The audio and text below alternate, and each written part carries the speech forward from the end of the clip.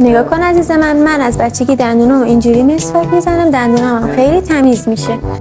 خب اینجوری که تو میزنی اصلا اصولی و علمی نیست عزیزم. پس بین دندونات چی؟ بین دندونات تمیز نمیشه. بچه ها دارین چی کار میکنین؟ خب بچه ها دوتاتون روش مسواک زدن غلط گفتین.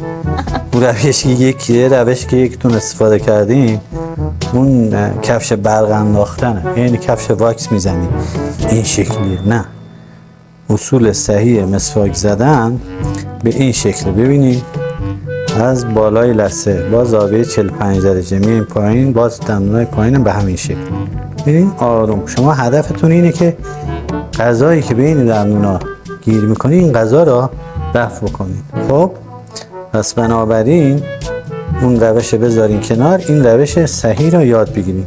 از بالا به پایین و از پایین بالا. داخل دندونم باز به این شکل، از داخل دندونای عقب و دندونای جلو. این هم دندونای جلو مخصوصا خیلی جرم میگیره. بچه‌ها با یه زاویه 45 درجه شما میرین زیر زبون، یه حالت ویبره، بعد شوت، ویبریشن شوت بهش میگن.